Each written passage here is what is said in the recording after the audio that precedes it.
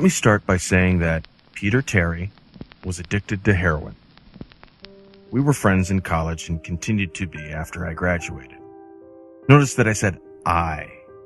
He dropped out after 2 years of barely cutting it. I moved out of the dorms and into a small apartment, and I didn't see Peter as much. We would talk online every now and then. AIM was king in the pre-Facebook years. There was a period where he wasn't online for about 5 weeks straight. I wasn't worried. He was a pretty notorious flake and drug addict, so I just assumed he stopped caring.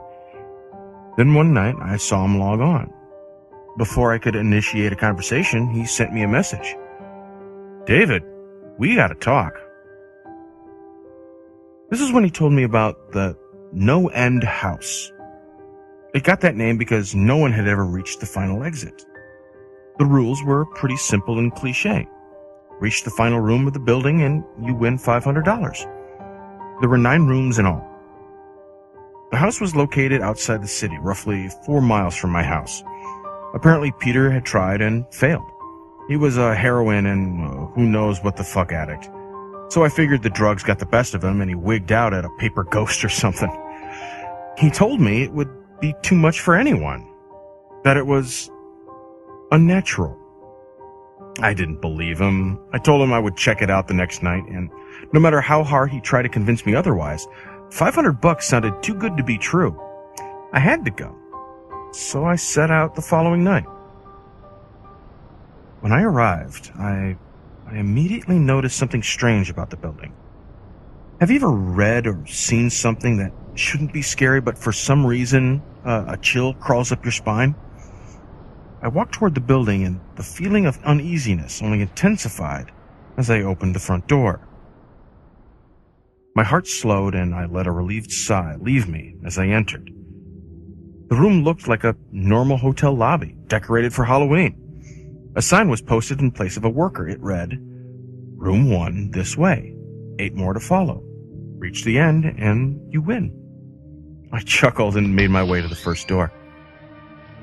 The first area was almost laughable. The decor resembled the Halloween aisle of a Kmart, complete with sheet ghosts and animatronic zombies that gave a static growl as you passed by. At the far end was an exit. It was the only door besides the one I entered through. I brushed through the fake spider webs and headed for the second room. I was greeted by fog as I opened up the door to room 2. The room definitely upped the ante in terms of technology.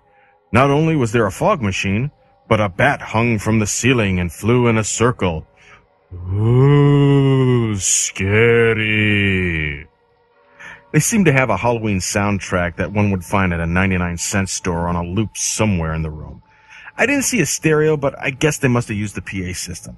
I stepped over a few toy rats that wheeled around and walked with a puffed chest across to the next area. I reached for the doorknob and my heart sank to my knees. I did not want to open that door. A feeling of dread hit me so hard that I could barely even think. Logic overtook me, and after a few terrified moments, I shook it off and entered the next room. Room 3 is when things began to change. On the surface, it looked just like a normal room. There was a chair in the middle of the wood-paneled floor. A single lamp in the corner did a poor job of lighting the area, casting a few shadows across the floor and walls. That was the problem. Shadows. Plural. With the exception of the chairs, there were others. I had barely walked into the door when I was already terrified. It was at that moment I knew something wasn't right. I didn't even think as I automatically tried to open up the door I came through. It was locked from the other side. That set me off. Was someone locking the doors as I progressed? There was no way. I would have heard them. Was it a mechanical lock that set automatically? Maybe, but I was already too scared to think. I turned back to the room and the shadows were gone. The chair's shadow remained, but the others were gone. I slowly began to walk. I used to hallucinate when I was a kid, so I wrote off the shadows as a figment of my imagination. I began to feel better as I made it to the halfway point of the room. I looked down as I took my steps, and that's when I saw it. Or didn't see it. My shadow was not there. I didn't have time to scream. I ran as fast as I could to the other door and flung myself without thinking into the room beyond. The fourth room was possibly the most disturbing. As I closed the door, all light seemed to be sucked out and put back into the previous room. I stood there, surrounded by darkness, not able to move. I'm not afraid of the dark and never have been, but I was absolutely terrified. All sight had left me. I held my hand in front of my face, and if I didn't know what I was doing, I never would have been able to tell. Darkness doesn't even describe it. I couldn't hear anything. It was dead silence. When you're in a soundproof room, you can still hear yourself breathing. You can hear yourself being alive. I couldn't. I began to stumble forward after a few moments, my rapidly beating heart the only thing I could feel. There was no door in sight. Wasn't even sure there was one this time. The silence was broken by a low hum. I felt something behind me. I spun around wildly, but could barely see my own nose. I knew it was there, though. Regardless of how dark it was, I knew something was there. The hum grew louder, closer. It seemed to surround me, but I knew whatever was causing the noise was in front of me, inching closer. I took a step back. I had never felt that kind of fear. I can't really describe true fear. I wasn't even scared I was going to die. I was scared of what the alternative was. I was afraid of what this thing had in store for me. Then the lights flashed for a second, and I saw it. Nothing. I saw nothing, and I know I saw nothing there. The room again was plunged into darkness, and the hum became a wild screech. I screamed in protest. I couldn't hear this goddamn sound for another minute. I ran backwards away from the noise and fumbled for the door handle. I turned and fell into room 5. Before I describe room 5, you have to understand something. I am not a drug addict. I have had no history of drug abuse or any sort of psychosis short of the childhood hallucinations I mentioned earlier. And those were only when I was really tired or just waking up. I entered the no-end house with a clear head. After falling in from the previous room, the view of room 5 was from my back, looking up at the ceiling. What I saw didn't scare me, it simply surprised me. Trees had grown into the room and towered above my head. The ceilings in this room were taller than the others, which made me think I was in the center of the house. I got up off the floor, dusted myself off, and took a look around. It was definitely the biggest room of them all. I couldn't even see the door from where I was. Various brush and trees must have blocked my line of sight with the exit. Up to this point, I figured the rooms were going to get scarier, but this was a paradise compared to the last room. I also assumed whatever was in room 4 stayed back there. I was incredibly wrong. As I made my way deeper into the room, I began to hear what one would hear if they were in a forest. Chirping bugs and the occasional flap of birds seemed to be my only company in this room. That was the thing that bothered me the most. I heard the bugs and the other animals, but I did not see any of them. I began to wonder how big this house was. From the outside, when I walked up to it, it looked like a regular house. It was definitely on the bigger side, but this was almost a full forest in here. The canopy covered my view of the ceiling, but I assumed it was still there, however high it was. I couldn't see any of the walls either. The only way I knew I was still inside was that the floor matched the other rooms, the standard dark wood paneling. I kept walking, hoping that the next tree I passed would reveal the door. After a few moments of walking, I felt a mosquito fly onto my arm. I shook it off and kept going. A second later, I felt about 10 more land on my skin in various places. I felt them crawl up and down my arms and legs, and a few made their way across my face. I flailed wildly to get them all off, but they just kept crawling. I looked down and let out a muffled scream. Well, more of a whimper, to be honest. I didn't see a single bug. Not one bug was on me, but I could feel them crawl. I heard them fly by my face and sting my skin, but I could not see a single one. I dropped to the ground and began to roll wildly. I was desperate. I hated bugs, especially ones that I couldn't see or touch. But these bugs could touch me, and they were everywhere.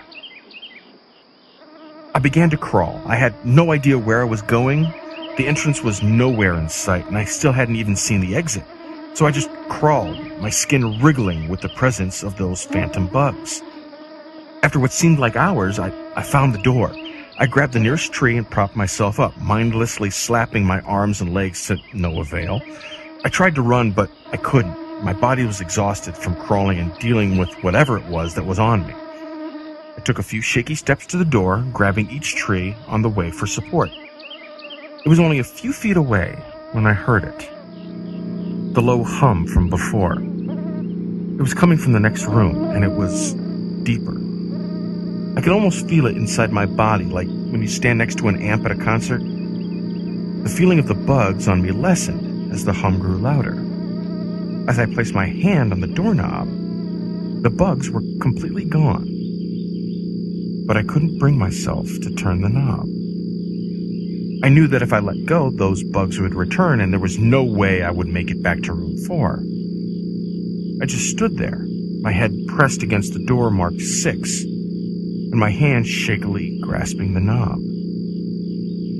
The hum was so loud I couldn't even hear myself pretend to think. There was nothing I could do but move on. Room 6 was next, and room 6 was hell. I closed the door behind me, my eyes held shut and my ears ringing. The hum was surrounding me. As the door clicked into place, the hum was gone. I opened my eyes in surprise, and the door I had shut was gone. It was just a wall now. I looked around in shock. The room was identical to room 3. The same chair and lamp, but with the correct amount of shadows this time. The only real difference was that there was no exit door, and the one I had come in through was gone. As I said before, I had no previous issues in the terms of mental instability, but at that moment, I fell into what I now know was insanity. I didn't scream. I didn't make a sound. At first, I scratched softly. The wall was tough, but I knew the door was there somewhere. I just knew it was. I scratched at where the doorknob was. I clawed at the wall frantically with both hands, my nails being filed down to the skin against the wood. I fell silently to my knees. The only sound in the room was the incessant scratching against the wall. I knew it was there. The door was there. I knew it was just there.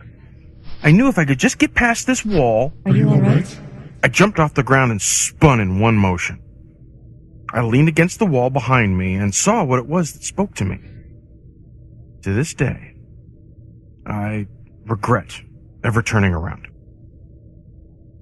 There was a little girl. She was wearing a soft white dress that went down to her ankles. She had long blonde hair to the middle of her back and white skin and blue eyes. She was the most frightening thing I had ever seen. And I know that nothing in my life will ever be as unnerving as what I saw in her. While looking at her, I saw something else. Where she stood, I saw what looked like a man's body, only larger than normal and covered in hair. He was naked from head to toe, but his head was not human, and his toes were hooves. It wasn't the devil, but at that moment might as well have been. The form had the head of a ram and the snout of a wolf. It was horrifying, and it was synonymous with the little girl in front of me. They were the same form. I can't really describe it, but I saw them at the same time.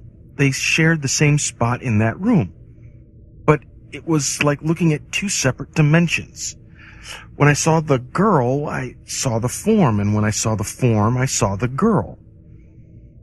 I couldn't speak. I could barely even see. My mind was revolting against what I was attempting to process.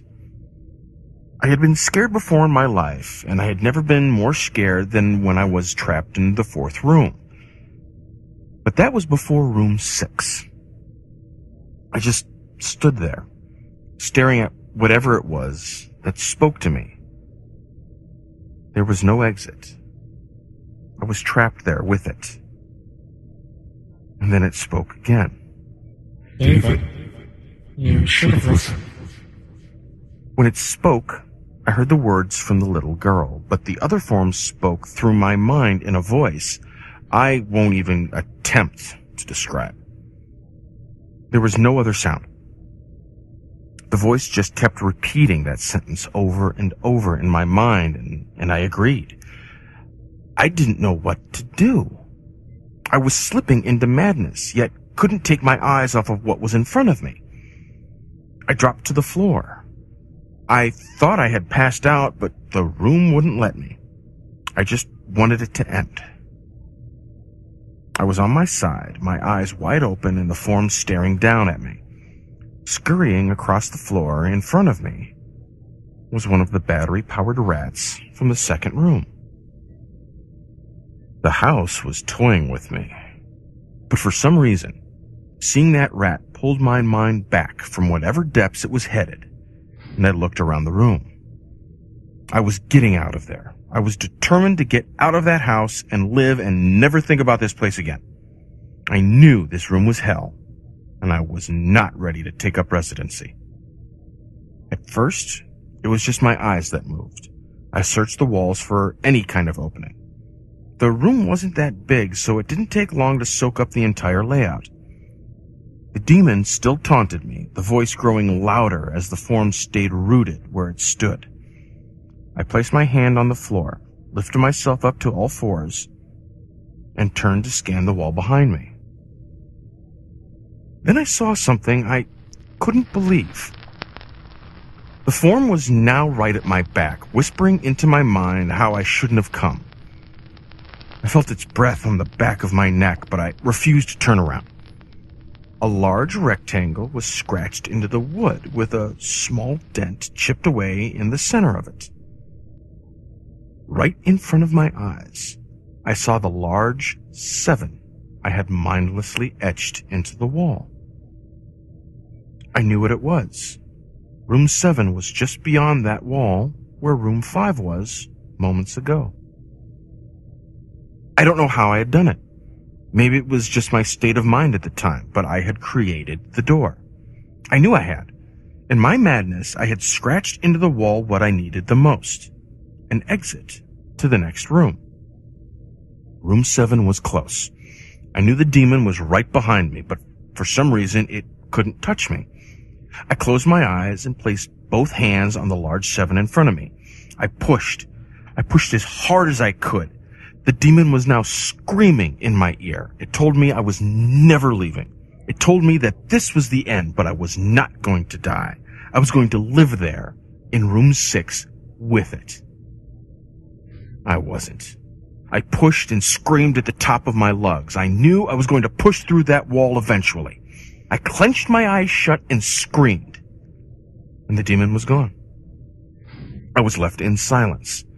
I turned around slowly and was greeted by the room as it was lit when I first entered. Just a chair and a lamp. I couldn't believe it. But I didn't have time to dwell. I turned back to the 7 and jumped back slightly. What I saw was a door. It wasn't the one I had scratched in, but a regular door with a large 7 on it. My whole body was shaking. It took me a while to turn the knob. I just stood there for a while, staring at the door. I couldn't stay in room 6. I couldn't.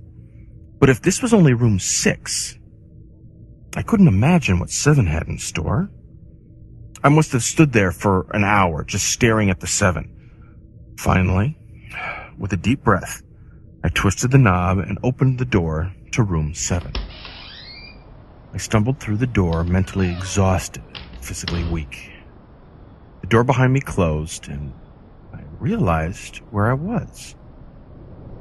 I was outside. Not outside like room 5, but actually outside. My eyes stung. I wanted to cry. I fell to my knees and tried, but I couldn't. I was finally out of that hell. I didn't even care about the prize that was promised. I turned and saw that the door I just went through was the entrance. I walked to my car and drove home, thinking how nice a shower sounded. As I pulled up to my house, I felt uneasy. The joy of leaving No End House had faded, and dread was slowly building in my stomach. I shook it off as residual from the house and made my way to the front door. I entered and immediately went up to my room. There, on my bed, was my cat Baskerville. He was the first living thing I had seen all night, and I reached to pet him. He hissed and swiped at my hand. I recoiled in shock, as he had never acted like that. I thought, whatever, he's an old cat.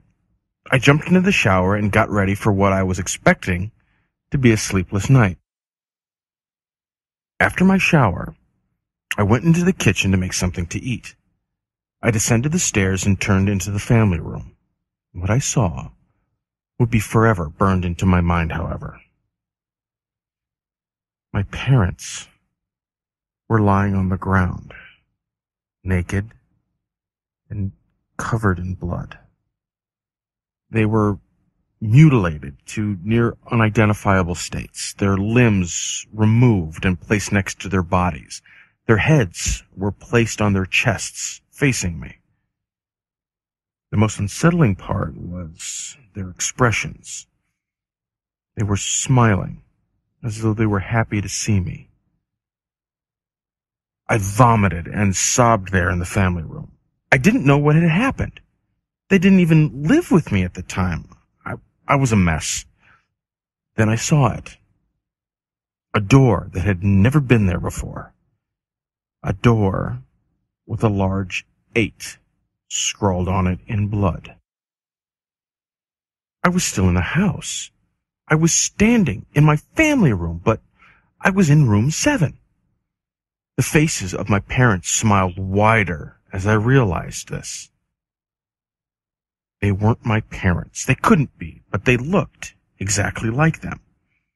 The door marked 8 was across the room, behind the mutilated bodies in front of me.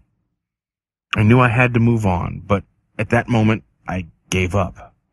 The smiling faces tore into my mind. They grounded me where I stood. I vomited again and nearly collapsed. Then, the hum returned. It was louder than ever, and it filled the house and shook the walls. The hum compelled me to walk. I began to walk slowly, making my way closer to the doors and the bodies.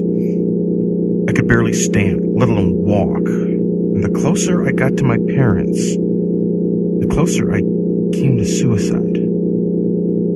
The walls were now shaking so hard it seemed as though they were going to crumble. But still, the faces smiled at me. As I inched closer, their eyes followed me. I was now between the 2 bodies, a few feet away from the door.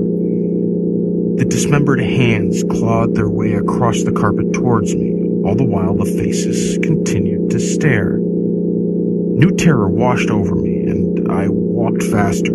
I did not want to hear them speak. I didn't want the voices to match those of my parents. They began to open their mouths, and the hands were inches away from my feet. In a dash of desperation, I lunged towards the door, threw it open, and slammed it behind me. Room 8. I was done.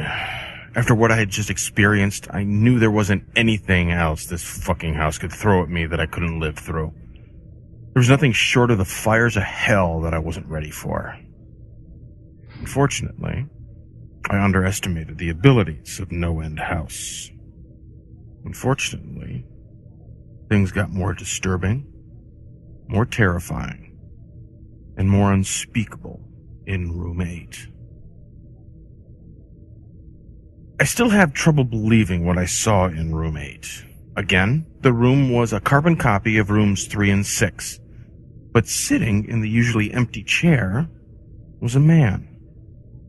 After a few seconds of disbelief, my mind finally accepted the fact that the man sitting in the chair was me. Not someone who looked like me, it was David Williams. I walked closer. I had to get a better look, even though I was sure of it.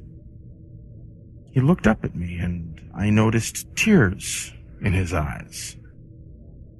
Please don't do it. Please don't hurt me. What? I asked. Who are you? I'm not going to hurt you. Yes, you are. He was sobbing now. You're gonna hurt me, and I don't want you to. He sat in the chair with his legs up and began rocking back and forth. It was actually pretty pathetic looking, especially since it was me, identical in every way. Listen, who are you? I was now only a few feet from my doppelganger. It was the weirdest experience yet, standing there, talking to myself.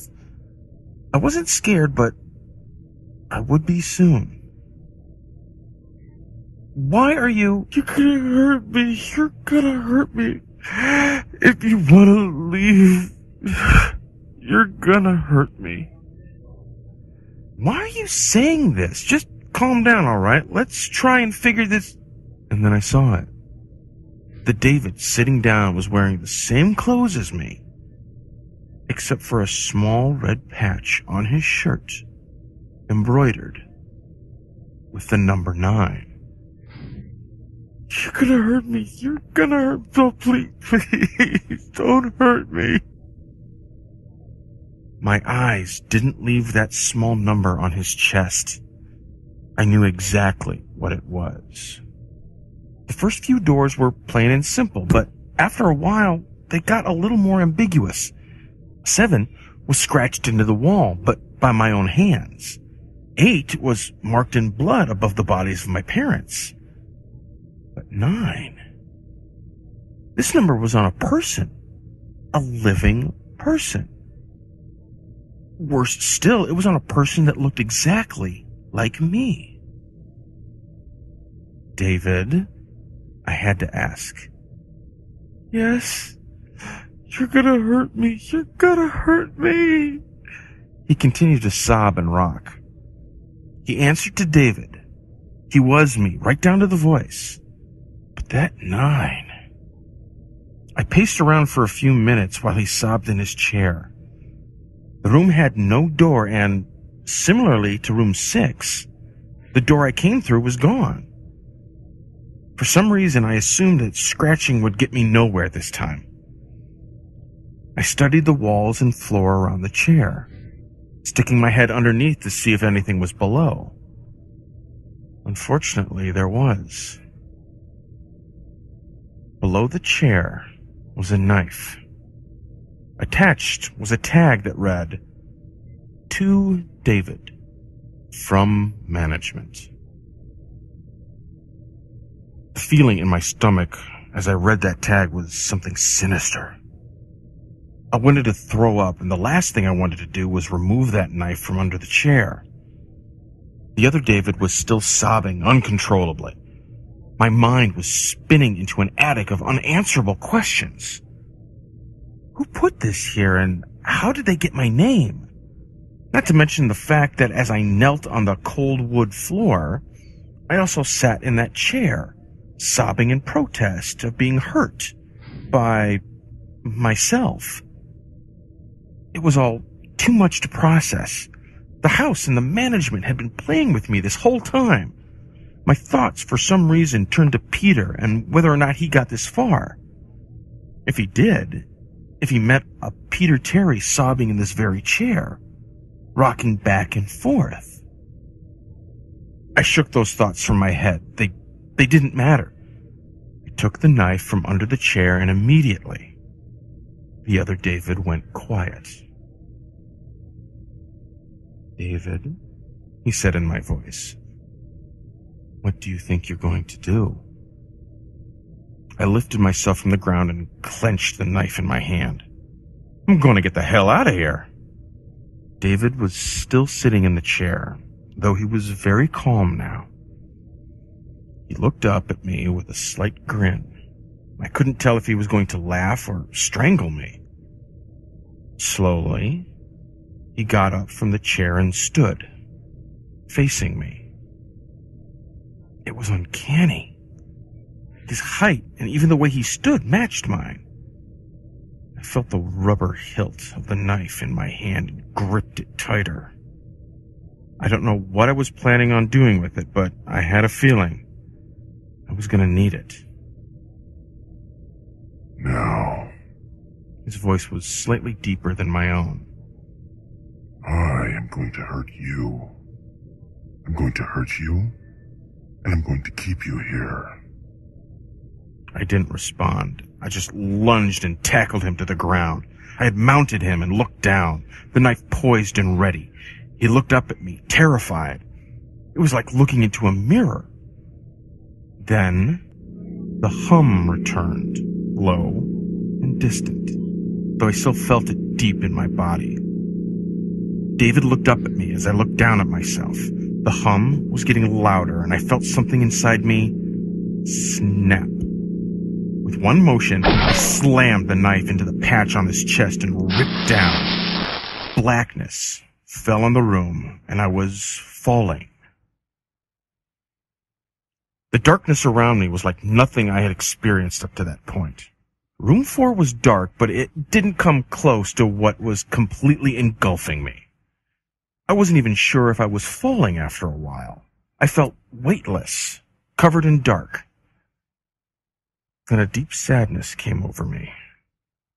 I felt lost, depressed, and suicidal. The sight of my parents entered my mind. I knew it wasn't real, but I had seen it, and the mind has trouble differentiating between what is real and what isn't. The sadness only deepened. I was in room 9 for what seemed like days. Final room, and that's exactly what it was. The end. No End house had an end, and I had reached it. At that moment, I gave up. I knew I would be in that in-between state forever, accompanied by nothing but darkness. Not even the hum was there to keep me sane. I had lost all senses. I couldn't feel myself. I couldn't hear anything. Sight was completely useless here. I searched for a taste in my mouth and found nothing. I felt disembodied and completely lost. I knew where I was. This was hell. Room 9 was hell. And then it happened. A light. One of those stereotypical lights at the end of the tunnel. I felt ground come up from below me, and I was standing. After a moment or two, I gathered my thoughts and senses. I slowly walked toward that light. As I approached the light, it took form. It was a vertical slit down the side of an unmarked door. I slowly walked through the door and found myself back where I started. The lobby of No End House. It was exactly how I left it. Still empty, still decorated with childish Halloween decorations. After everything that had happened that night, I was still wary of where I was. After a few moments of normality, I looked around the place trying to find anything different. On the desk was a plain white envelope with my name handwritten on it. Immensely curious, yet still cautious, I mustered up the courage to open the envelope. Inside was a letter, again handwritten. David Williams, congratulations. You have made it to the end of No End House. Please accept this prize as a token of great achievement. Yours forever, Management. With the letter were 5 $100 bills. I couldn't stop laughing. I laughed for what seemed like hours. I laughed as I walked out to my car, and I laughed as I drove home. I laughed as I pulled into my driveway. I laughed as I opened up my front door to my house. And I laughed as I saw the small 10 etched into the wood.